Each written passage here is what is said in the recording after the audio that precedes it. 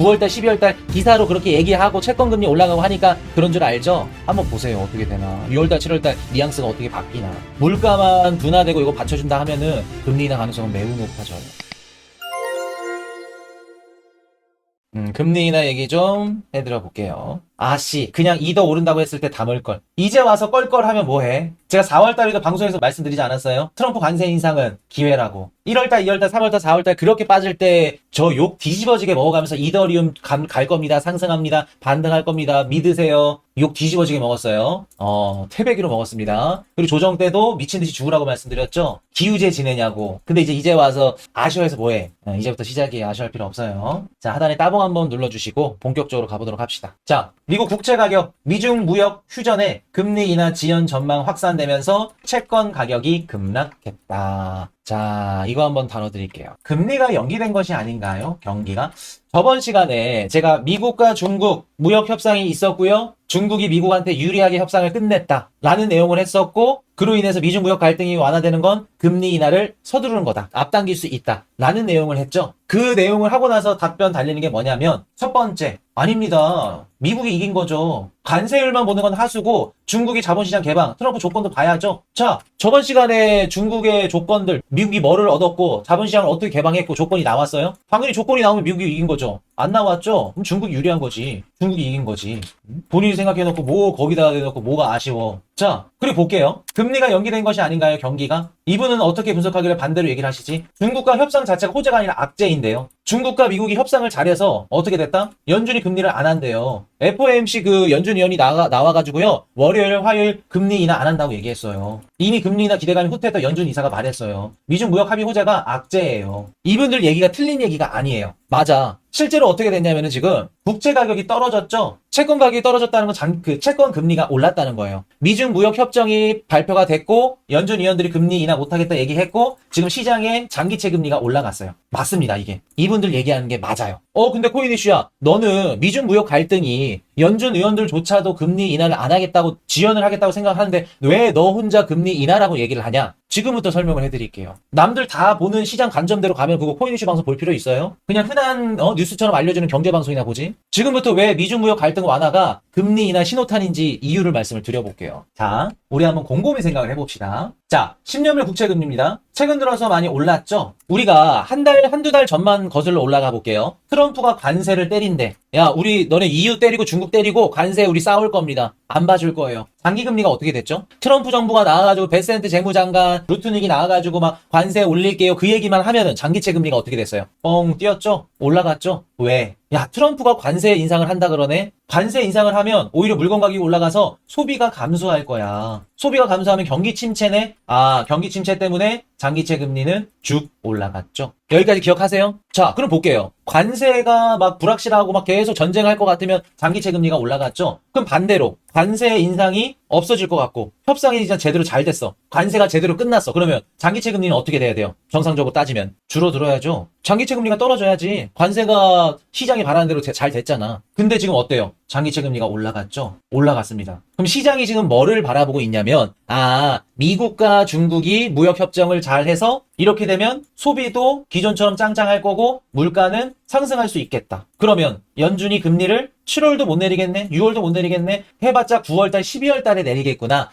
연준이 금리 인하가 늦게 나오겠구나 라고 생각을 해서 장기 채권 금리가 올라가는 겁니다. 이해되셨나요? 미중 무역 갈등 완화가 나오기 전에는 소비 감소, 경기 침체 포커싱을 뒀다면 지금은 연준의 금리 인하, 여기에 포커싱을 둔 거죠. 그리고 소비가 좋을 걸로 포커싱을 둔 거죠. 여기까지 이해되셨어요? 자, 그럼 볼게요. 시장이 생각하는 대로 한번 가볼까요? 그럼 시장이 얘기하는 건 뭐냐면 관세가 올라서 트럼프 정부의 그 관세 인상 정책이나 무역 전쟁이 다시 펼쳐져서 소비가 줄어들고 그때 돼서는 경기 침체 때문에 연준이 금리를 내려줄 수 있다고 생각을 할 겁니다. 맞죠? 관세가 올라가서 앞에 그 전제대로 금리가 튀고 그리고 소비가 줄고 경기가 침체돼서 연준은 금리를 내리는, 그래야 연준이 금리를 내릴 거 아니에요. 시장이 바라보는 대로 지금 따진다고 하면은. 자, 그럼 볼게요. 경기 침체가 왔습니다. 트럼프가 막 미친 듯이 관세 전쟁을 펼치고 있고요. 연준도 계속 내린다 해가지고 그때부터 내려. 결국 경기 침체가 왔죠. 자, 미국인들 입장에서 경기 침체 누구 때문에 왔다고 생각할까? 트럼프가 왜 SNS로 그 제롬 파웰 연준의장한테 계속해서 금리 내리라고 하는지 아세요? 상반기부터 압박하는 거 그런 것도 있겠지만 나중에 혹시라도 경기 침체 터지면 트럼프 입장에서 무슨 얘기를 할 수 있어요? 야, 경기 침체 터졌잖아. 봐라. 우리 때문에 터진 거 아니야? 니네 연준이 금리를 늦게 내려서 기준금리가 너무 높고 시장금리가 너무 높아서 떨어진 거 아니야? 탓을 할 수 있겠죠? 지금 시장이 바라보는 대로 되잖아요? 그래서 그때 연준이 금리를 내린다 그러면 연준도 개박살 납니다. 트럼프도 개박살 나요. 연준은 금리를 늦게 내려서 경기 침체를 도모했고 트럼프는 무역 전쟁을 펼쳐서 경기 침체를 도모했고 자, 우리가 상식적으로 생각을 해봅시다. 연준, 제롬 파월 연준 의장이야. 연준 입장에서 금리를 늦게 내려가지고 경기 침체를 만드는 걸 원할까? 우리가 합리적으로 생각을 해봅시다. 연준이 금리를 내리기 싫대. 그럼 늦게 내려가지고 미국의 경기가 다 망가졌을 때 그때 금리를 내릴까? 여러분들 연준도 한통속이에요. 트럼프 정부랑 뭐 사이가 좋고 나쁘거나 다 떠나서 음모론이니까 우리가 확인 못하는 거니까 다 떠나서 사적기관이라고. 연준 입장에서도 경기 침체가 발생하면 지네 탓도 있는 거예요. 이해되셨어요? 만약에 경기가 무너지고 연준이 금리를 내리잖아요. 우리 배웠죠? 나쁜 금리 인하. 시장 더 빠져요. 경기 침체 더 떨어진다고. 그리고 그 탓은 트럼프가 연준한테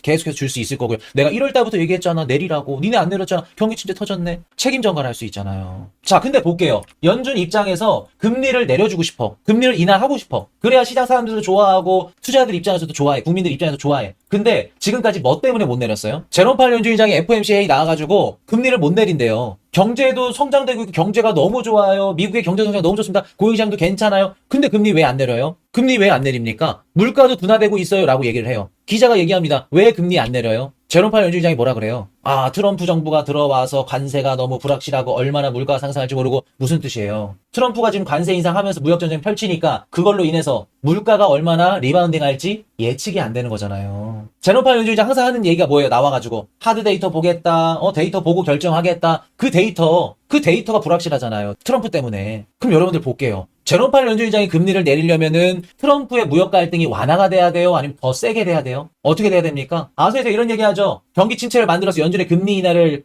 야기시킬 거라고. 그 논리랑 같은 거예요. 트럼프가 무역 전쟁을 펼쳐가지고요. 미국의 경기가 침체되면 그때 연준이 금리를 내린다고. 그 얘기랑 같다고. 여러분들 제롬 파월 연준 의장도 금리 인하 하고 싶어요. 하고 싶다고. 월가나 이런 닉티미나우스 기자나 막 그 경제방송 이렇게 하니까 금리 인하 안 할 것 같아. 9월 달 할 것 같아. 12월 달 할 것 같아. 그동안 연준이 경제적으로 지네들이 방향성 맞춘 적이 있어요? 다 후르크 집단이지. 2022년도 상반기였나? 21년도였나? 물가 일시적이라 해놓고 물가 9.1까지 튀었죠? 아무것도 몰라요. 아무것도 모른다고. 그럼 연준 입장에서 욕을 지금 안 먹으려면 25bp 한 차례 내릴 수 있어요. 충분히. 내릴 수 있다고. 근데 내리고 싶어도 못 내리는 게 뭐예요? 트럼프 관세 인상 정책 때문에 못 내렸죠? 그럼 볼게요. 이번에 미중 무역 갈등이 완화가 되고 어느 정도 윤곽이 보여. 그럼 제롬 파월 연준 의장 입장에서는 뭐를 해줄 수 있어요? 자기가 금리를 내리고 싶어도 못 내렸어. 불확실성 때문에. 근데 그 불확실성이 지금 완전히 해소되진 않았지만 어느 정도 해소돼가고 있어. 중국이 가장 크죠? 금리를 내려줄 수 있죠. 이번 주 목요일날 제롬 파월 연준 의장 보세요. 무슨 얘기하나. 똑같은 얘기 할 겁니다. 금리 인하 얘기 안 할 거예요. 월요일날 화요일날도 연준 의원들 나왔거든요. 금리 동결할 거예요. 인하 안 할 거예요. 왜 그렇게 얘기할까? 엊그저께 FOMC 발표했고 금리 동결 찍었어요. 금리 인하 나중에 한다 그랬어요. 근데 며칠 만에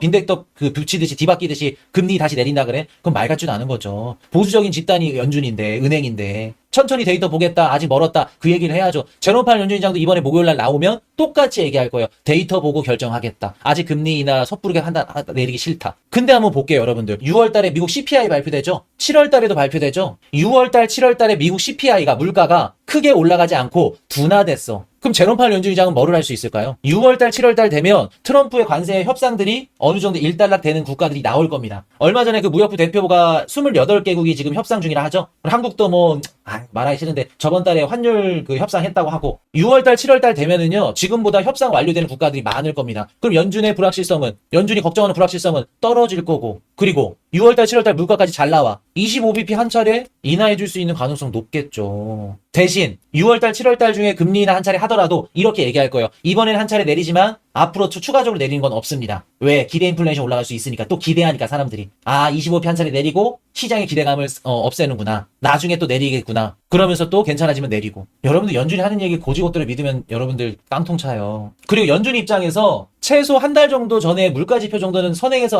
알겠죠 얘네들이. 아니까 트럼프도 막 저러는 거 아니야. CPI 높게 나오면 막 SNS로 미국 물가 괜찮아요 뭐해요 막 주가 떨어질까봐. 6, 7월 되면은 이미 7월달 8월달 미국 물가까지 어느 정도 대략적으로 예상이 된다는 거예요. 그럼 물가만 여름에 튀지 않는다고 하면 연준의 금리 인하 가능성은 매우 높아요. 매우 높다고. 그리고 만약에 6월달, 7월달 안 내리더라도 다음 FOMC 회의에서 금리 인하 가능성 언급을 줄 거예요. 시그널을 주면 그때부터 시장은 금리 인하 선반영이 되면서 금리 인하 작용이 와. 시장 금리가 빠져. 이해되셨나요? 연준 입장에서도 이게 가장 최선의 방법, 최상의 선택이고 윈윈할 수 있는 전략이에요. 아무리 트럼프가 뭐 싫고 뭐 한다 하더라도 베센트 재무장관이랑 하루에 한 번씩 만난다는데. 그리고 여러분들 볼게요. 이 상태에서 연준이 금리를 안 내리잖아요? 연준은 지금 하는 역할이 없어요. 안 돼요. 하는 역할이 없는 건 아니지만 기준금리랑 연준이 정해놓은 기준금리랑 시장금리가 너무 동떨어져 있다고. 연준이 하는 역할이 기준금리를 정해서 시장의 유동성을 완화도 해주고 뭐 긴축도 해주고 금리를 정해가지고 시장의 금융시장 환경 안정성을 주는 게 연준의 역할인데 트럼프가 지금 하고 있죠. 트럼프가 무슨 얘기하면 장기금리 튀고 트럼프가 무슨 얘기하면 또 장기금리 떨어지고 연준이 하는 얘기를 트럼프가 하고 있어. 그럼 연준 입장에서도 어떻게 돼야 된다? 트럼프 정부랑 괴를 같이 할 수밖에 없는 거예요. 자, 그럼 여러분들 볼게요. 다시 한번 여쭤볼게요. 연준이 금리를 인하해주기 위해서 필수 조건이 뭔가요? 연준이 금리를 인하하고 싶어. 인하할 수 있어, 이제. 필수 조건이 뭐예요? 무역 협상이 완화가 돼야 돼요. 관세 인상 요게 해소가 돼야 된다고요. 이해되셨나요? 지금 시장에서는 미중 무역 갈등이 완화가 안 좋게 받아들이고 채권금리 올라가고 막 9월달 12월달 기사로 그렇게 얘기하고 채권금리 올라가고 하니까 그런 줄 알죠? 기사로 막 그렇게 나오니까 어떻게 분석하길래 반대로 얘기를 하시지? 이런 얘기 나오죠? 한번 보세요. 어떻게 되나. 6월달 7월달 뉘앙스가 어떻게 바뀌나. 물가만 둔화되고 이거 받쳐준다 하면은 금리 인하 가능성은 매우 높아져요. 트럼프 연준이 금리를 내릴 수 있는 필수 조건이 한 가지 해당되는 건 미중 무역 갈등 완화예요. 관세 협상 완화라고. 이해되셨나요? 그럼 얼마 전에 미국과 중국의 무역 협상 완화가 우리한테 어떤 의미를 준다? 미중 무역 협상 완화가 어떤 의미다? 아, 연준이 금리를 내려줄 수 있는 시발점 역할을 했구나. 한 스텝을 밟았구나. 라고 볼 수 있겠죠. 지금 당장은 저렇게 되면 소비가 뭐 늘어나고 물가가 튈 것 같아서 금리를 인하할 거야. 개뿔이나. 물가 떨어지면 어떡할 건데. 한번 지켜봅시다. 6월달 7월달 금리 인하 어떻게 되는지.